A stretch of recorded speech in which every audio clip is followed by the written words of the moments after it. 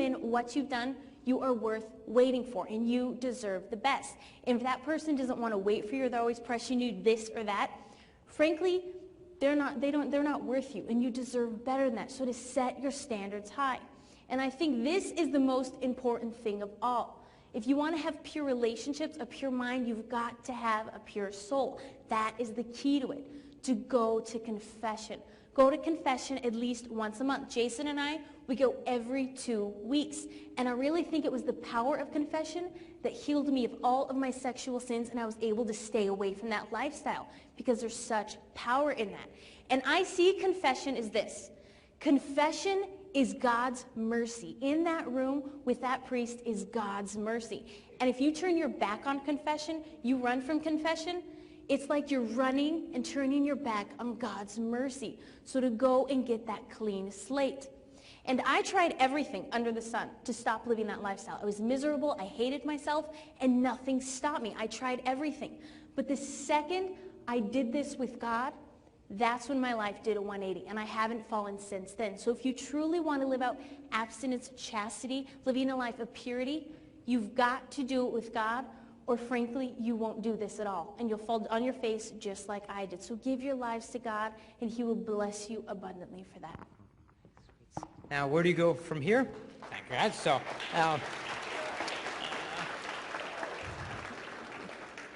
where do you go from here? I'd say, girls, take off after school, go to a shopping mall, buy a white candle, let your husband light that on your wedding night as a sign of the purity that you've maintained from this day until the day that he lifted your veil. Some of you girls call it the married life, some of you girls call it the religious life, single life, you're called to be a nun, you're going to have the best spouse there is, and that's Christ himself. But chastity gives you freedom to see where God's calling you to. And if you've made some mistakes, it is never too late. We were at this high school, this guy was talking at a high school, and it was hilarious. He calls the guys up, and he said, guys, he goes, raise your hands if you guys want to marry a virgin.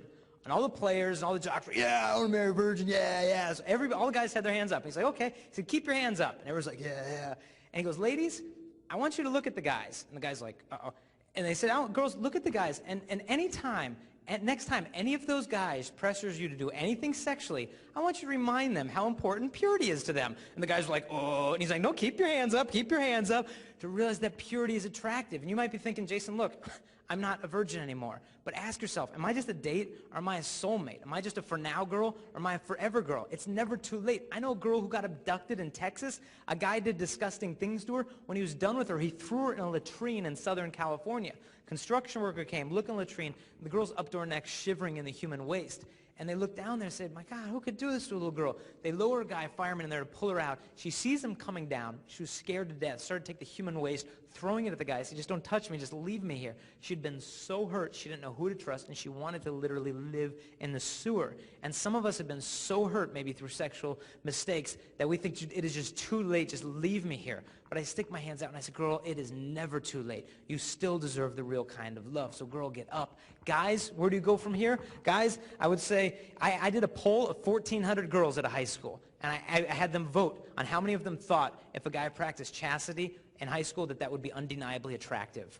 1,400 of the 1,400 girls said, yes, it is undeniably attractive. It's tough. We were at this high school. They had the best high school basketball team in the country. And after the talk, the center of the basketball team comes up to me. He's like 6'10". He walks up to me and he's like, can we talk in the back? And I'm like, yes, sir, yes. And I went back somewhere. I said, well, what's going on? And he goes, honestly, man, he goes, I've been with so many girls. He goes, I've done so much stuff. And he goes, I knew every time I was killing her, but she wanted it. I wanted it. Half the time you're drunk, so you can just blame it on the beer. But he goes, dude, how do you start over when you've been where I've been? He goes, I want to learn faithfulness before I meet my wife. I don't want to give her all my memories, diseases, baggage. He goes, I want to give her a clean heart. How do you get that when you've been where I've been? And I said, dude, you've already started. You have that will to love her. That's where purity starts, in your heart, not from your body. I said, it's hard, but I said, you ever watch a wrestling match in high school? And if you're wrestling, and if you get the back of your opponent's head, you can direct his body wherever you want it to go. And I said, it's the same with purity. If you can get control of the way you think about girls, you'll change the way you talk about them. You'll change the way you treat them. And he goes like, dude, he's like, man, that makes sense, but man, he goes, dude, it's so hard in the passion of the moment just to stop. And I said, dude, you know from sports, your body will do what you tell it to. I said, imagine you're married and with your wife in bed at the most pleasurable, exciting moment of your entire life, and the house caught on fire. What would you say? Would you be like, oh no, it's too powerful. I can't say no to sex. We're going to die. No, you'd get your Snow White butt out of bed, save the kids, get on the front lawn, because your body will do what you tell it to. So don't wait for the girl to stop. But the greater feeling of responsibility you have for her, the more real love there is. And I will grant you, this lifestyle is hard.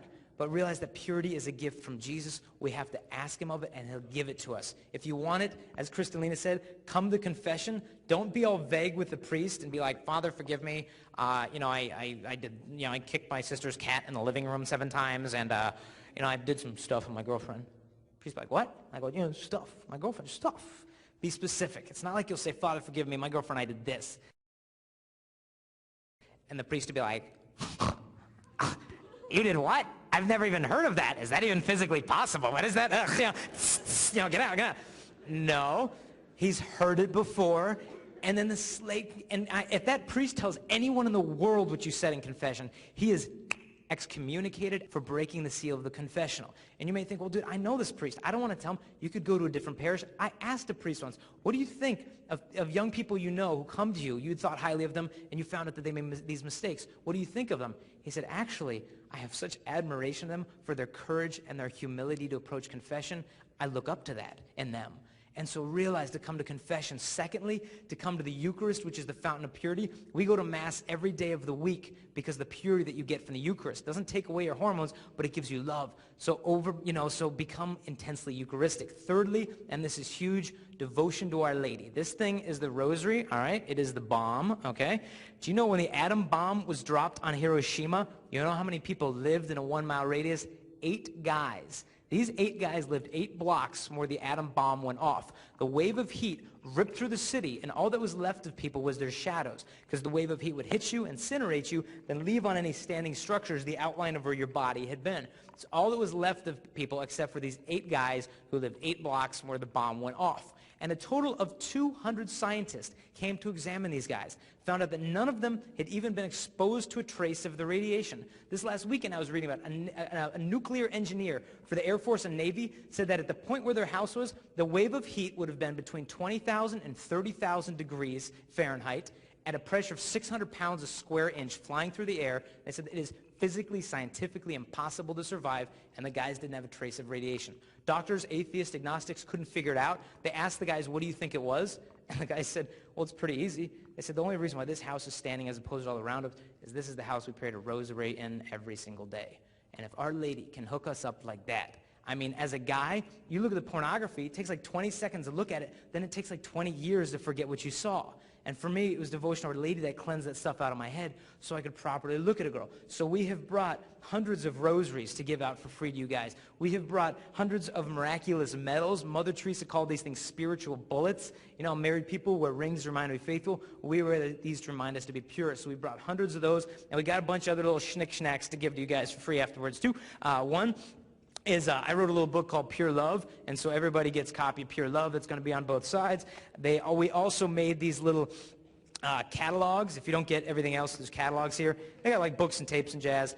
They got T-shirts. I like the girls' T-shirts, not that I wear them, but they're sort of snarky. Like one girl's T-shirt says like, I'm not playing hard to get, I am hard to get. So that's in there.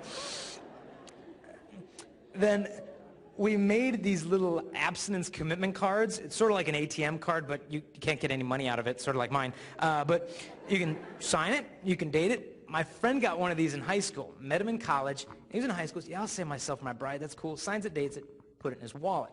Got to my college, and he met my friend Jenny. They fell in love, they started dating, they got engaged. Walking down the street, and his card falls out of his wallet. He's like, oh. And she's like, what's that? He's like, nothing, give it to me. And she's like, no. She runs off. And she goes, oh, a purity pledge card. And he's like, yeah. And she goes, I signed one of those in high school too. And he's like, for real? She digs into her purse, pulls out her card. They put them next to each other. They had signed the same type of card on the same year of the same month on the same day years before they ever met. Now, this isn't a coupon for a husband, but it's a good place to start. So we got a bunch of those. On top of that, I wrote a book called If You Really Love Me that just got published, and what we're going to do is, where's my beloved Shanaina here? You get the first free one, heads up, that'll, yep, very good, close enough. and since you guys were generous enough to let us tape here, we've brought over 100 of those books to give you guys for free, so that's first come, first serve.